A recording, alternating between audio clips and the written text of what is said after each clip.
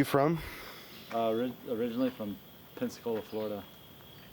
Can you explain Pensacola, Florida in 3 words? In 3 words. Like just what? Difficult to leave. Difficult to leave. That'd be my 3 words. Difficult to. What are 3 words that come to mind? Not sentence-wise, but just you're in an airplane looking down on Pensacola, Florida. Like, what are 3 words that come to mind? Small town, beautiful, southern.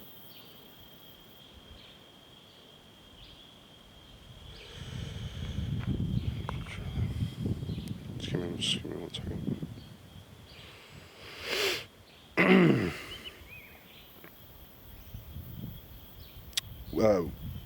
When you think of the Asuero, when you think of the Asuero Peninsula, what thoughts come to mind? I think it's kind of reminds me, or at least people have told me, much older than I, that it reminds them of like where they grew up, like a small town, agricultural type of of life, like country, I guess, campesino. And it's kind of fitting. It's definitely, there's a sense of freedom here that you don't get back in the United States. Just kind of, as long as you're not doing anyone any harm, you can do whatever you want for the most part.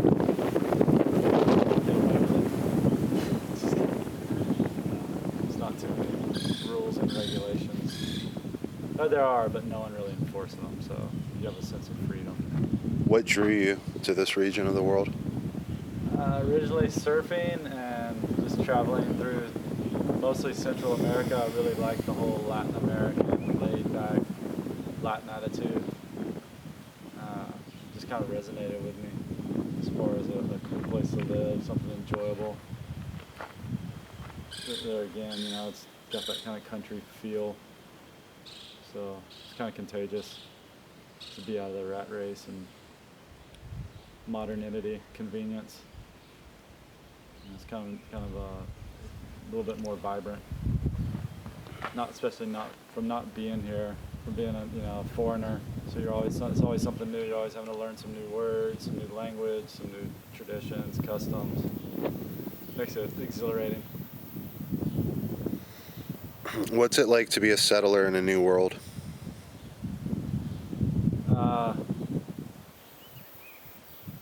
I see it out here, not so much now, but maybe when I first got here, I was looking around 10 years ago, definitely it was more of you get the feeling of being a pioneer. And,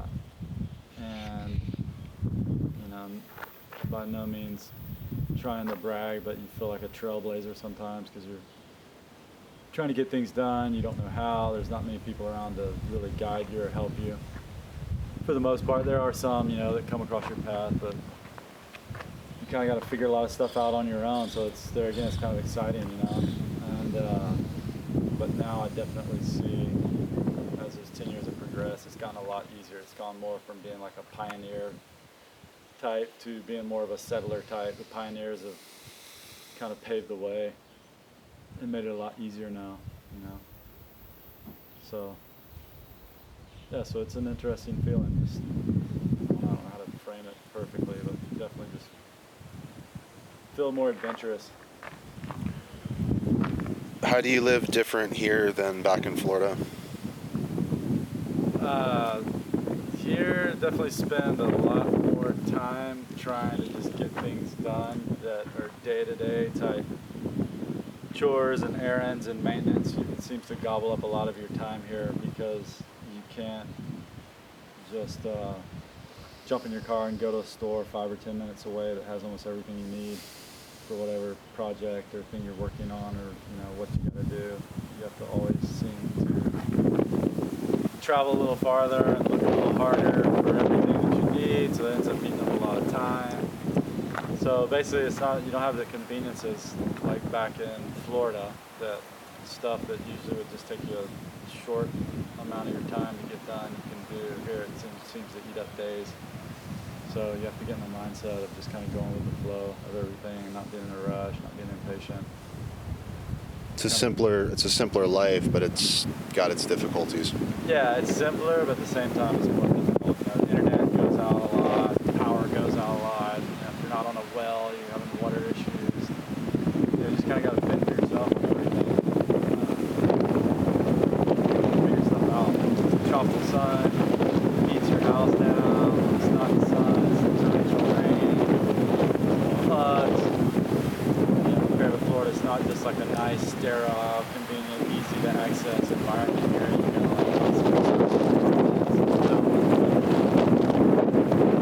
battle with the scarcity comparatively to what you're used to in the States. So you're just always kind of working a little harder to get this basic stuff done, but it's all good. Yeah, it's kind of, it equivalates essentially. Yeah, it's a trade-off. Freedom. What do you think about life in a big city? Life in a big city is fun for a couple days at a time.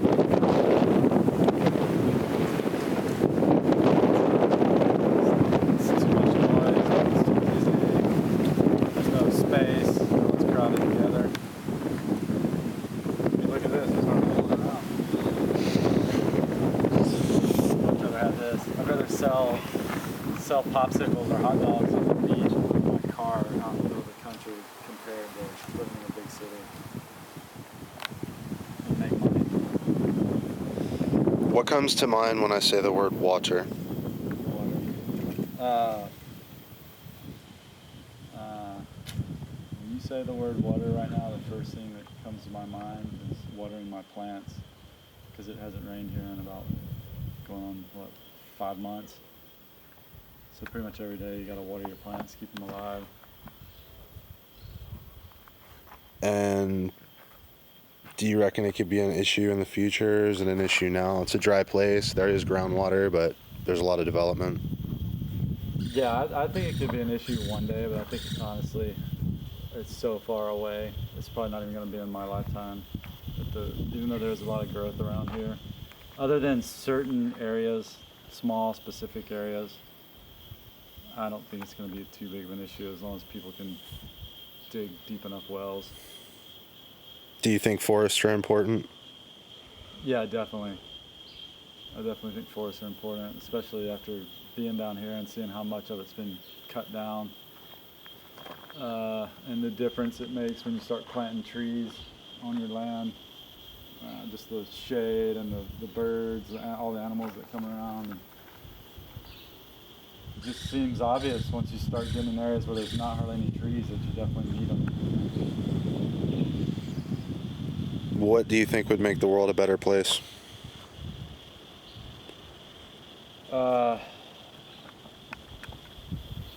If there was some way to basically knock down those that are constantly planting certain things into the media and the social culture that aren't just letting it kind of run its course where everybody just kind of be their own individuals or figure things out on their own a little bit. I think there's definitely some sort of, for lack of a better word, dark force that has a hand in some people that have a lot of control in the world, and they're kind of implanting ideas and memes into the cultures that keep everybody divisive and fighting against each other. And if we could somehow remove that influence and just kind of let people see each other on a one-on-one basis, or respectfully as groups, you know, respecting how one's traditions and cultures are,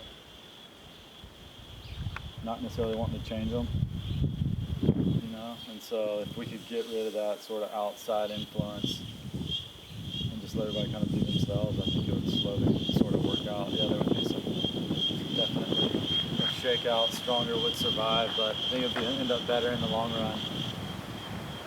So consciousness backed with action is part of the equation. And just awareness, you know, where people aren't putting up with everybody's BS.